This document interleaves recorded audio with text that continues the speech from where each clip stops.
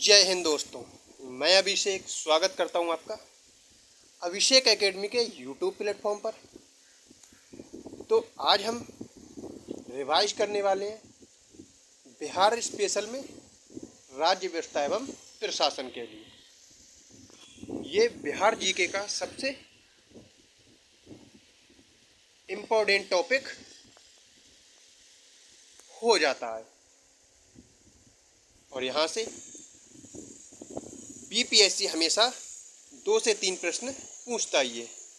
तो चलिए क्लास की शुरुआत करते हैं।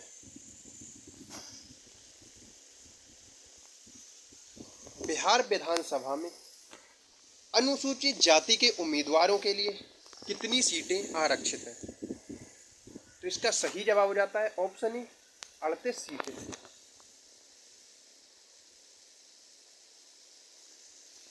बिहार विधानसभा में अनुसूचित जाति के उम्मीदवारों के लिए 38 सीटें आरक्षित हैं। बिहार विधानसभा के कुल सदस्यों की संख्या 243 है। बिहार विधानसभा में 2 सीटें अनुसूचित जनजाति एसटी के लिए आरक्षित हैं।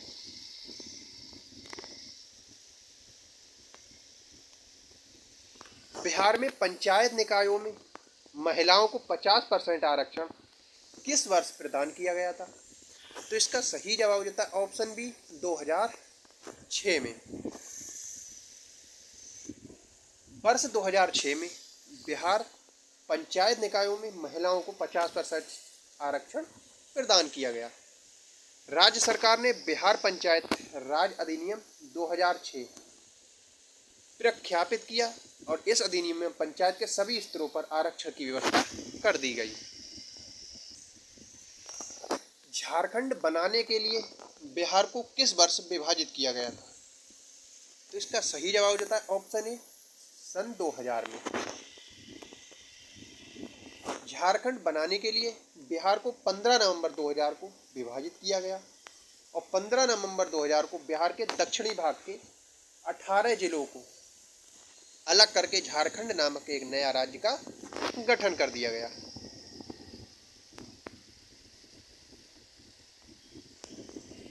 बिहार विधान परिषद की पहली बैठक किस वर्ष बुलाई गई? तो इसका सही जवाब होता है ऑप्शन बी 1913 में।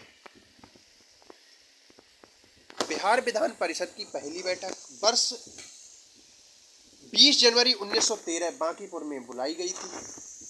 इंडियन काउंसिल एक्ट 1861 तथा गवर्नमेंट ऑफ इंडिया एक्ट 1909 के तहत विधान परिषद की स्थापना हो चुकी थी। बिहार में प्रथम समेकित चेक पोस्ट कब स्थापित किया गया था? इसका सही जवाब हो जाता है ऑप्शन सी 2018 में।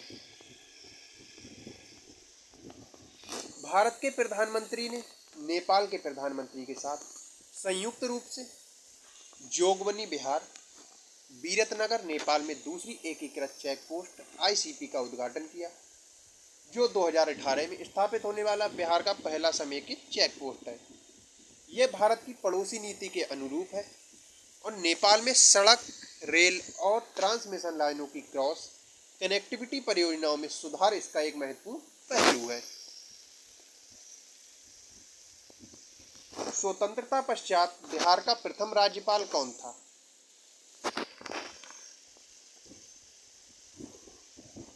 तो इसका सही जवाब हो जाता है ऑप्शन सी जयराम दास दौलतराम।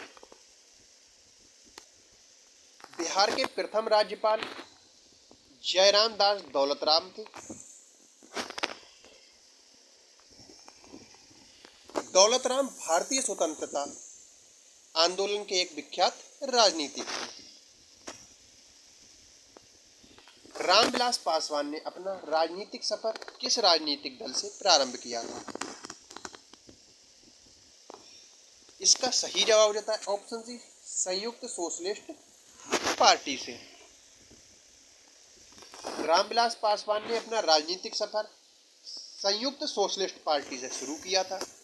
बाद में रामविलास पासवान लोक जनशक्ति पार्टी के अध्यक्ष बने। इन्होंने 6 प्रधानमंत्रियों के साथ काम किया था और कई बार मंत्री पद पर भी रहे थे। अक्टूबर 2020 में इनकी मृत्यु हो गई। बिहार के प्रथम मुख्यमंत्री कौन थे? इसका सही जवाब होता है ऑप्शन ए श्री कृष्ण सिंह। बिहार के प्रथम मुख्यमंत्री श्री कृष्ण सिंह थे। इनका कार्यकाल 26 जनवरी 1950 21 जनवरी से 1961 तक था, जबकि वर्तमान में बिहार के मुख्यमंत्री नीतीश कुमार हैं। वर्ष 2019 आर के सिंह ने बिहार के किस निर्वाचन क्षेत्र से लोकसभा सीट जीती? तो इसका सही जवाब होता है ऑप्शन सी आरा बिहार से। माननीय न्यायाधीश श्री राकेश कुमार ने पटना उच्च न्यायालय में स्थायी न्यायाधीश के रूप में किस वर्ष में दायित्व संभाला? तो इसका सही जवाब होता है ऑप्शन बी 2011 में। बिहार से केंद्रीय गृह मंत्री का नाम है?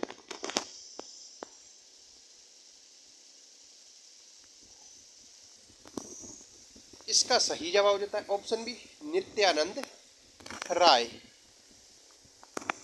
नित्यानंद राय केंद्रीय गृह राज्य मंत्री हैं और ये 16वीं एवं 17वीं लोकसभा चुनाव में उजियारपुर से सांसद चुने गए थे। निम्नलिखित में से किस राज्य को केंद्र सरकार द्वारा विशेष श्रेणी दर्जा कभी प्रदान नहीं किया गया? इसका सही जवाब होता है ऑप्शन ए बिहार राज्य को। बिहार को विशेष श्रेणी राज्य का दर्जा कभी भी प्रदान नहीं किया गया है। इसका प्रावधान संविधान में नहीं है, बल्कि केंद्र सरकार द्वारा संसाधनों के मामले में पिछड़े हुए राज्यों को दिया जाता है। वर्तमान में केंद्र द्वारा 11 हिमालयी व पर्वतीय राज्यों को विशेष श्रेणी राज्य का दर्जा दिया गया है। लालजी टंडन बिहार के कौन से राज्यपाल हैं? इसका सही जवाब हो जाता है ऑप्शन ए 29वां। लालजी टंडन बिहार के 28वें राज्यपाल थे। वर्तमान में बिहार के 30वें राज्यपाल राजेंद्र विश्वनाथ अर्लेकर हैं। इनकी नियुक्ति 14 फरवरी 2023 को हुई थी।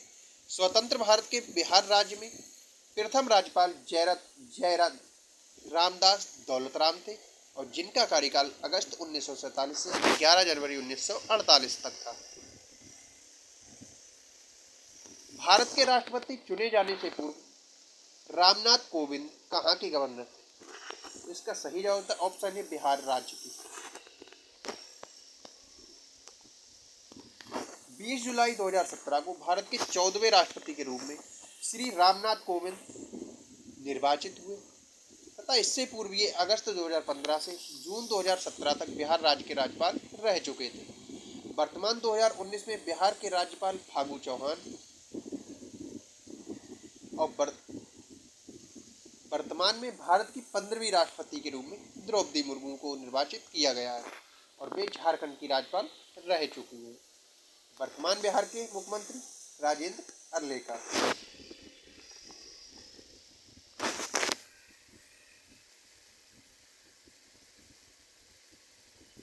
वर्ष 2015-16 के लिए इंदिरा गांधी अवार्ड से किसे सम्मानित किया गया?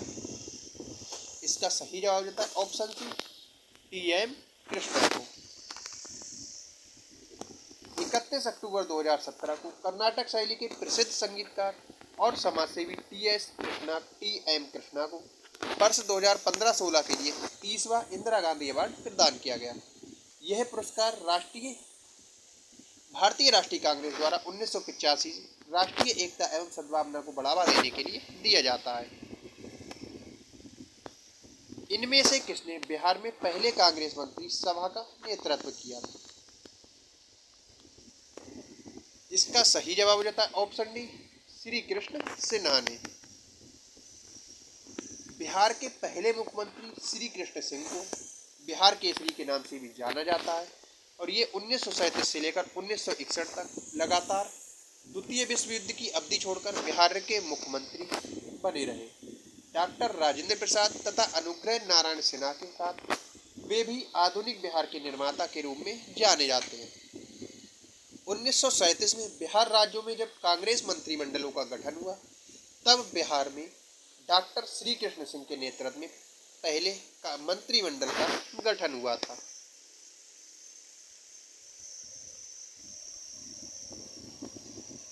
किस अधिनियम के तहत बिहार एक अलग राज्य बना? इसका सही जवाब था ऑप्शन ए भारत सरकार अधिनियम 1935 के तहत। भारत सरकार अधिनियम 1935 के तहत 1936 में एक अलग प्रांत बनाया गया। हालांकि बिहार प्रांत के गठन की मांग बहुत पहले से ही उठ रही थी। 1905 के बंग भंग के विरुद्ध राष्ट्रीय आंदोलन के फलस्वरूप बंगाल का प्रशासनिक पुनर्गठन नए ढंग से 1911 में तय हुआ और इस अवधि में पृथक बिहार प्रांत के गठन की भी मांग जोर पकड़ रही थी। 1908 में बिहार प्रादेशिक सभा में मोहम्मद फखरुद्दीन ने बिहार को बंगाल से पृथक कर नए प्रांत के रूप में संगठित करने का प्रस्ताव रखा, जिसे सर्वसम्मति से स्वीकार किया गया था। बिहार से भारतीय संविधान सभा के सदस्य कौन थे? तो इसमें दिए गए सभी ऑप्शन गलत हैं, तो हमारा सही जवाब हो जाता है ऑप्शन ई, उपर्युक्त में से कोई नहीं, उपर्युक्त में से एक से अधिक। स्वतंत्र भारत के लिए संविधान सभा का निर्माण करने के लिए कैबिनेट मिशन योजना के अंतर्गत जुलाई 1946 ईस्वी में संविधान सभा के लिए चुनाव हुआ और संविधान सभा के 389 सदस्यों में एन सिन्हा, राजेंद्र प्रसाद और जगजीवन आदि बिहार से शामिल थे। बिहार में 1937 में गठित प्रथम भारतीय मंत्रिमंडल का नेतृत्व किसने किया? इसका सही जवाब था ऑप्शन बी, मोहम्मद यूनुस ने। 1 अप्रैल 1937 को मोहम्मद यूनुस के नेतृत्व में पहला मंत्रिमंडल बिहार में संगठित हुआ और इसके अन्य सदस्य बहावली कुमार, अजीत प्रसाद सिंह, गुरु सहाय लाह। कांग्रेस ने इसका विरोध किया और इसी बीच वायसराय ने आश्वासन दिया कि भारतीय मंत्रियों के वैधानिक कार्यों में राज्यपाल हस्तक्षेप नहीं करेंगे और 7 जुलाई 1937 को कांग्रेस की कार्यकारिणी ने सरकारों के गठन का फैसला लिया। मोहम्मद यूनुस की अंतरिम सरकार ने त्यागपत्र दिया और 20 जुलाई को श्री कृष्ण सिंह के नेतृत्व में कांग्रेस का मंत्रिमंडल में संगठित हुआ। बिहार के उप मुख्यमंत्री कौन है? तो इसका सही जवाब था ऑप्शन सी, तेजस्वी यादव। बिहार के उप मुख्यमंत्री तेजस्वी यादव थे, जबकि 2022 में बिहार के उप मुख्यमंत्री ताराकिशोर प्रसाद व रेणु देवी थी। 10 अगस्त 1922 को बिहार में हुए सत्ता परिवर्तन के पश्चात राष्ट्रीय जनता दल के नेता तेजस्वी यादव पुनः उप मुख्यमंत्री बने और जबकि जनता दल यूनाइटेड के नीतीश कुमार पुनः मुख्यमंत्री बने। बिहार के मुख्यमंत्रियों की नियुक्ति किसने की? इसका सही जवाब था ऑप्शन सी, बिहार के राज्यपाल। भारत में संघ केंद्र के समान राज्यों में भी संसदीय शासन प्रणाली को अपनाया गया है, अतः राज्य कार्यपालिका का संवैधानिक प्रमुख राज्यपाल होता है। संविधान के अनुच्छेद 164(1) के तहत मुख्यमंत्री की नियुक्ति राज्यपाल करता है तथा मुख्यमंत्री की सलाह से अन्य मंत्रियों की नियुक्ति करता है। मंत्रियों के विभागों का बंटवारा मुख्यमंत्री करता है और इस प्रकार बिहार राज्य के मुख्यमंत्री की नियुक्ति बिहार के राज्यपाल के द्वारा ही की जाती है। वर्तमान में बिहार के मुख्यमंत्री नीतीश कुमार और राज्यपाल राजेंद्र अरलेकर हैं।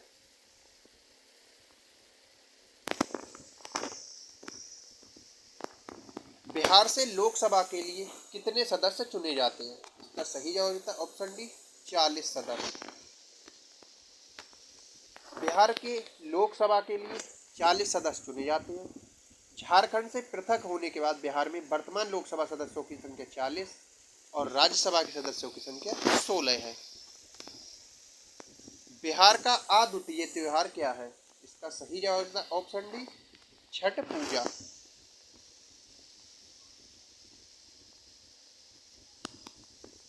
बिहार पंचायती राज अधिनियम में ग्राम पंचायत की अवधि 5 वर्षों की निर्धारित है। इसकी गणना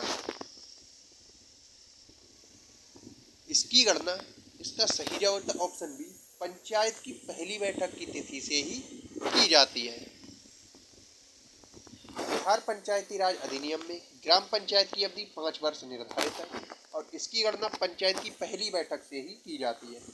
ग्राम पंचायत की बैठक 2 माह में कम से कम एक बार होना आवश्यक है। बिहार पंचायती राज अधिनियम 2006 में 2 ग्राम की बैठकों के बीच अधिकतम कितनी अवधि निर्धारित है? इसका सही जवाब होता है ऑप्शन सी 3 महीने। बिहार पंचायत राज अधिनियम 2006 के अनुसार ग्राम सभा के बीच की बैठक हर 3 महीने में एक बार होनी आवश्यक है तथा ग्राम सभा की बैठक आयोजित करने की जिम्मेदारी मुखिया की है और ये धारा 3 में वर्णित है।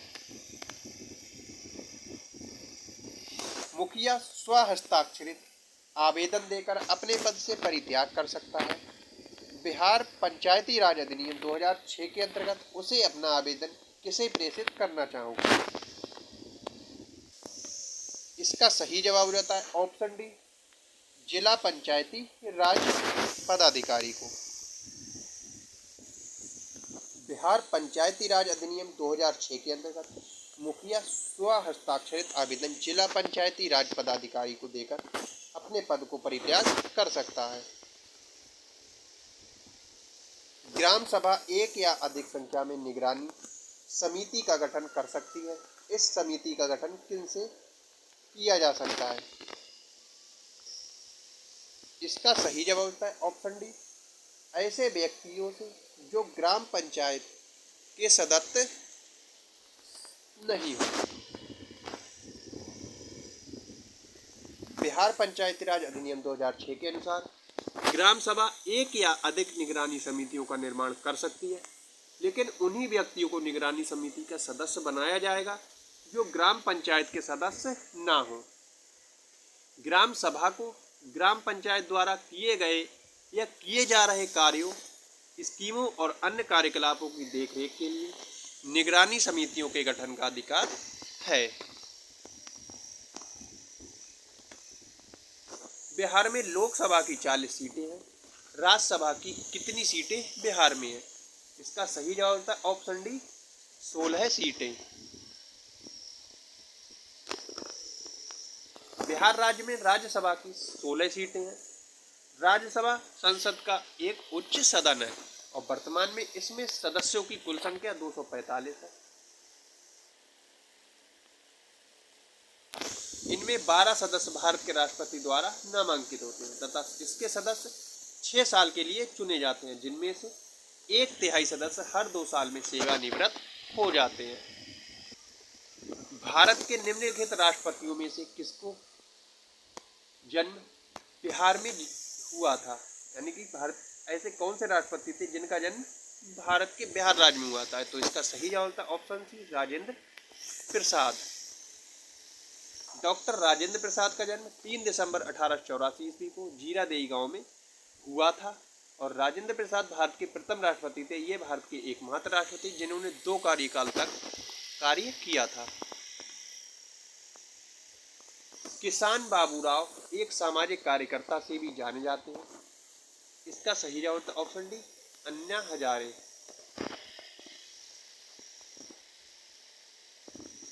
किसान बाबूराव हजारे एक भारतीय समाज सेवी हैं। अधिकांश लोग इन्हें अन्ना हजारे के नाम से भी जानते हैं। सन 1992 से भारत सरकार द्वारा इन्हें पद्म भूषण से सम्मानित किया गया था। जन लोकपाल विधेयक को पारित कराने के लिए अन्ना हजारे ने 16 अगस्त 2011 से आमरण अनशन आरंभ किया था। किन राज्य सरकारों ने 2010 तक स्थानीय निकायों में महिलाओं का आरक्षण 50% कर दिया है? इसका सही जवाब होता है ऑप्शन बी बिहार, मध्य प्रदेश और हिमाचल प्रदेश में।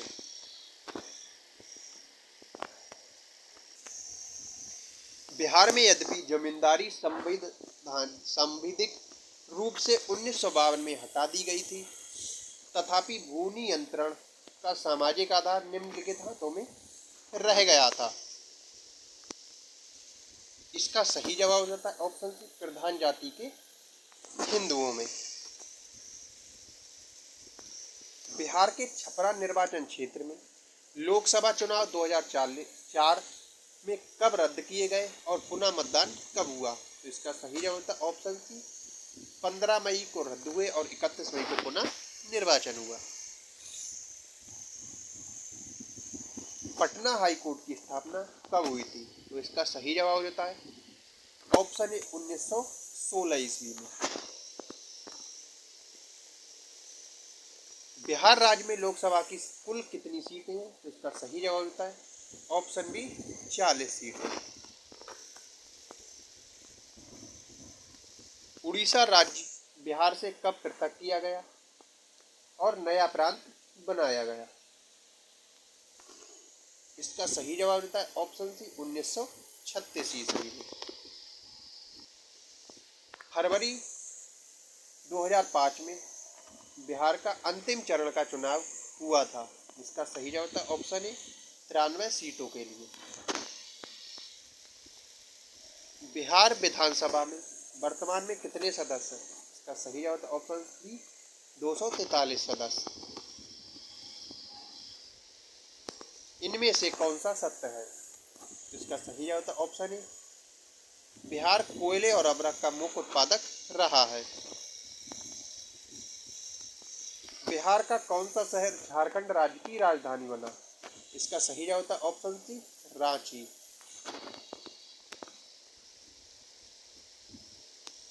हाल ही में बिहार से कौन सा नया राज्य बना है? इसका सही जवाब होता है ऑप्शन सी झारखंड।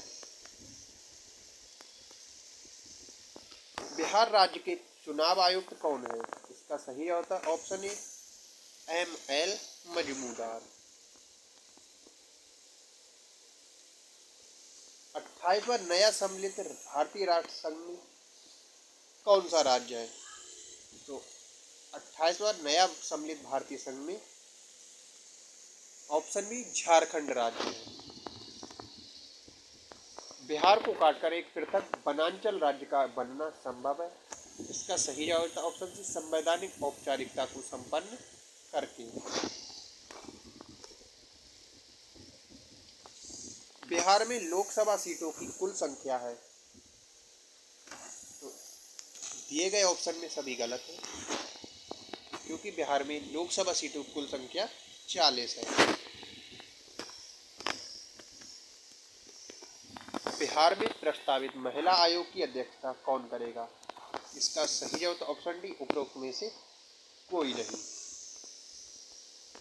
बिहार राज्य महिला आयोग अधिनियम जून 1999 में लाया गया। इसके तहत एक महिला अध्यक्ष एवं कुल 7 और सरकारी सदस्यों की नियुक्ति बिहार सरकार द्वारा की गई।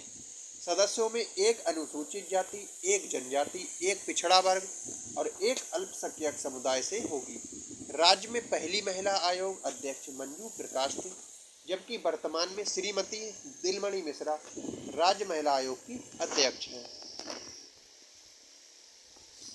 केंद्रीय मंत्रिपरिषद में बिहार में वर्तमान में कितने सांसद सम्मिलित हैं? इसका सही जवाब है ऑप्शन सी 7 सांसद। बिहार के 7 सांसद केंद्रीय मंत्रिमंडल में शामिल।